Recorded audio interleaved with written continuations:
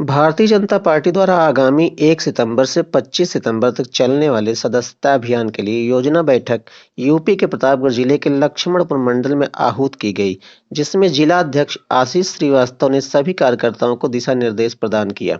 इस बैठक में मुरलीधर उपाध्याय, जय भगवान पांडे, संतोष शुक्ल साहब, अशोक तिवारी, प्रमोद सिंह, रामबरन मिश्र, अरुण सिंह बदानी, वीरेंद्र तिवारी, जयप्रकाश शुक्ल, स्वप्निल शुक्ल, आनंद शुक्ल, संतोष जायसवाल सहित मंडल के समस्त कार्यकर्ता मौजूद रहे। ब्रह्मास्त्र न्यूज से बात करते हुए जिला अध्यक्ष आशीष श्रीवास्तव ने इंडी गठबंधन पर जमकर निशाना साधा। आइए आपको दिखाते हैं उनसे खास बातचीत। नमस्कार, ब्रह्मास्त्र न्यूज में आपका स्वागत है। मैं ब्रजेश शुक्ला।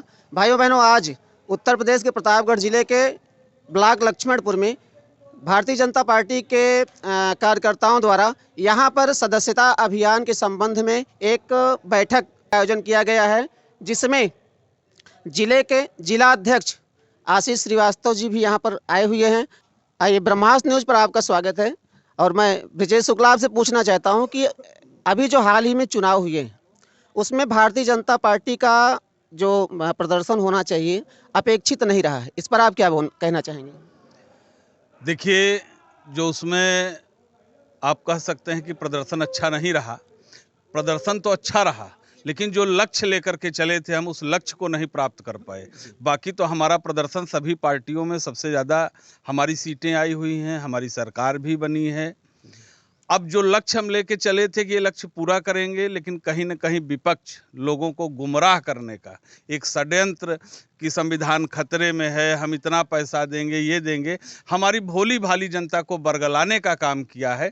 लेकिन पुनः मैं आपको विश्वास दिलाना चाहता हूं कि जो भोली भाली जनता एक बार गुमराह हो गई, दोबारा उनके झांसे में फंसने वाली नहीं है। अच्छा, ये जो पीडीए का दांव चला गया है अखिलेश यादव के द्वारा, तो इस पीडीए का प्रभाव आने वाले समय में भी पड़ेगा? कोई प्रभाव नहीं पड़ेगा। वो लोग हमेशा जात की ही राजनीति किए हैं, लेकिन भारतीय जनता पार्टी ने कभी जात की राजनीति नहीं किया। ये सबका साथ, सबका विकास, सबका विश्वास लेकर के चलने वाली पार्टी है। वही हमारा मूल मंत्र है।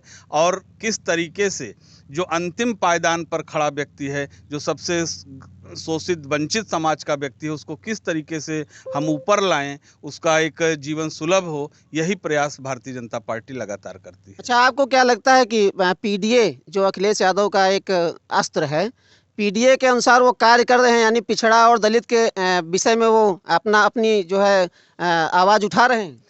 वो केवल बनते तो पिछड़ा दलित के हैं, लेकिन वो केवल और केवल यादव और मुसलमान के लिए ही काम करते हैं। इनको तो केवल लालीपाप देते हैं। लेकिन भारतीय जनता पार्टी की सरकार सब पूरे समाज को लेकर के चलती है। आप जानते हैं कि हम लोगों ने जितनी भी स्कीम हमारी आई है, चाहे राशन हो तो हम जाति पूछ करके नहीं देते हैं, प्रधानमंत्री आवास योजना हो हम जाति पूछ करके नहीं देते हैं, आयुष्मान कार्ड हो, सबको पूरे एक समान रूप से दिया जा रहा है। लेकिन यही समाजवादी की सरकार थी। आप जानते हैं कि बिजली किन किन जिलों में आती थी, जहां 24 घंटे बिजली आती थी अपने सैफई और वहां पर वहीं सारा विकास इनका दिखता था। लेकिन भारतीय जनता पार्टी पूरे प्रदेश का विकास कर रही है और आज भयमुक्त प्रदेश बन रहा है। पश्चिम बंगाल में कुछ घटनाएं हुई और हिंदुओं के ऊपर अत्याचार हुआ, महिलाओं के ऊपर अत्याचार हुआ, बलात्कार हुए। इसी तरह से अयोध्या में जो है एक दलित कन्या के साथ बलात्कार हुआ, जिसमें समाजवादी पार्टी का एक नेता भी शामिल है, मोहित खान के नाम से वो जाना जाता है। तो आप क्या कहना चाहेंगे कि ये जो हाथरस की घटना पर जितने नेता हैं, जैसे राहुल गांधी हैं, अखिलेश यादव हैं, इन सब ने जो है खूब टूर किया था वहाँ पर हाथरस में, तो यहाँ अयोध्या की घटना पर वो क्यों नहीं गई?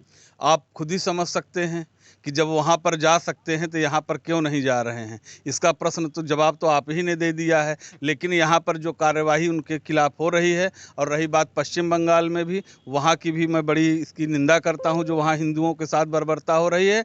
और ममता दीदी, अभी भी समय है, सुधर जाएं, नहीं तो फिर उनके भी आने वाले समय में परिणाम गड़बड़ हो। नहीं, आपको क्या लगता है कि यहाँ अयोध्या की घटना में कुछ न बोल करके क्या इनका वोट बैंक बढ़ जाएगा?